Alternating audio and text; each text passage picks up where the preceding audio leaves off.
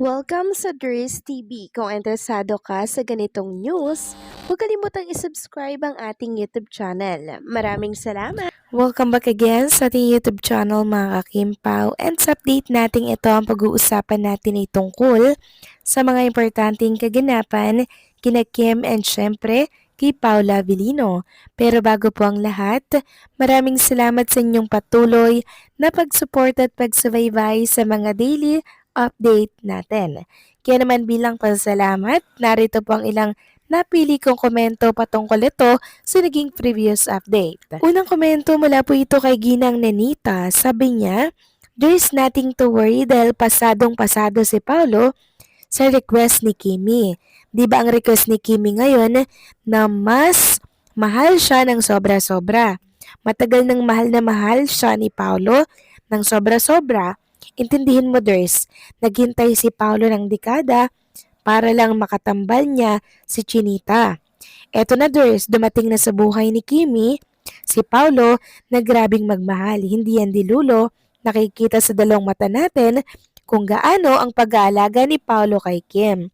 Iniingatan niya ng sobra-sobra si Kim dahil mahal niya ito ng sobra-sobra. Tama po kayo dyan, Ginang Nenita. Ilang taon bang nag-antay si Paula Avellino? 15 years bago siya nagkaroon ng pagkakataon na makatambal ang isang Chinita princess.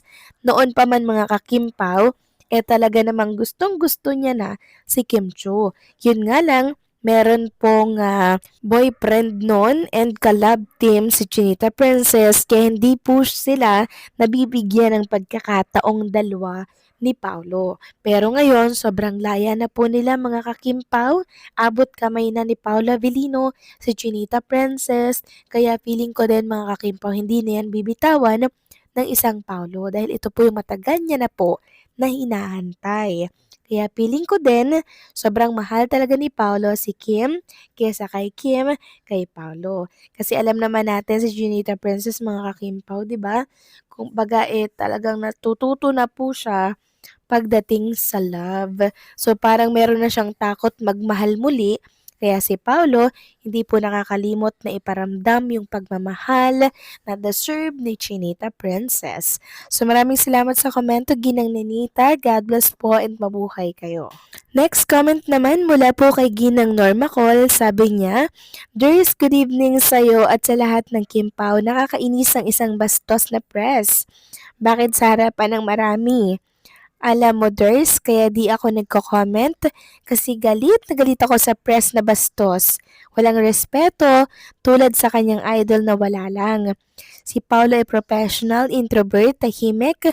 Bakit pilitin pa nila ang taong alam nila na private at ayaw ng maraming nakikisawsaw sa kanyang buhay? Grabe no, nakakabisit na sana inisip muna ng press na ito ang kanyang itatanong kung makakabuti ba, nakakapikon, minsan ang tulad ng press na to, patuloy pa rin nating mamahalin ng Kimpaw kahit anong mangyari. Thank you, Ders, nasabi ko ang aking sakit na nararamdaman. Iniyak ko na lang. God bless as always. Love Kimpaw forever." Maraming salamat sa komento, Ginang Norma Col. Naku, na-stress po pala kayo ng sobra-sobra nang dahil sa isang press na yon at naiyak pa nga po kayo. So ang payo ko lang po sa inyo, Ginang Norma Col, huwag niyo pong masyadong pakadamdamin ang mga katulad na sitwasyon na to or ganap na to kasi makakasama po yan sa iyong kalusugan. Alam niyo naman po ang seniors, bawal na po yung ma-stress. Kaya sana iwasan mo pong ma-stress and syempre wag na lang niyo pong pansinin yung tungkol dyan. Kami na po ang bahala dyan. Basta wag lang po kayong ma-stress. Wag po kayong umiyak. Ginang Norma Col, okay? Kami na po ang bahala dito. So maraming salamat po at hayaan nyo na po ang Diyos ang kumilos para sa mga bastos na yan, okay? So maraming salamat po. God bless. Mag-iingat po kayo palagi. So ito na nga, pag-usapan na natin mga kakimpaw, mga topic na nakalap natin sa gabing ito. At unahin nating pag-usapan ang tungkol dito. Sinabasa po natin mula po sa post ni si Kikay. Sabi niya dito, umeksena daw itong si ex ni Kim Chu. Sabi dito, aba ex ni Kim Chu na si Sian Lim, nagbigay daw umano ng pahayag patungkol sa naganap na media conference ng Kim Pao. Mali ang ginawa daw ni Paulo na walang paninindigan. Sabi nga dito sa nilalaman ng post, kaloka si Sian, paramdam na naman para masama ang pag-ingay ng pangalan, wag na ex. So grabe din ano, ang daming sumasawsaw pala. Sa nakaraang media con po ni Kim and Paolo Avelinos, ano bang pakialam niya? Tapos na siya, wag na siyang sumawsaw pa, 'di ba? Yun ay kung may katotohanan ng ating nabasa, mainam nga na wag na muna siyang sumawsaw or wag na siyang sumawsaw ever kasi walang may pakialam sa kanyang komento. Kasi ang focus lang namin ay kay Kim and Paolo. Kaya sana manahimik na lamang po siya at mag-focus sa pinili niya po na landas. Hayaan niya na po si Ginita Princess. Masaya na po si Kim Chu sa piling ng isang Paula Vilino. Samantalang eto naman ang good news para po sa lahat na nag-aantay. Si Meme Vice Ganda raw po ay merong ibinuking tungkol kay Ginita Princess and kay Paula Vilino na ikakatuwa daw po ng lahat. Sabi dito sa post ni si Kikay, Meme, bakit mo naman ibinuking si Kimi? Ayan ba yung sinasabi nilang walang relasyon? May paghatid sundo, kilig match. So sabi dito sa post, galing ni Meme, tama yan, maglabas ng ayuda, ibuking sila para naman iyak later or iyak haters.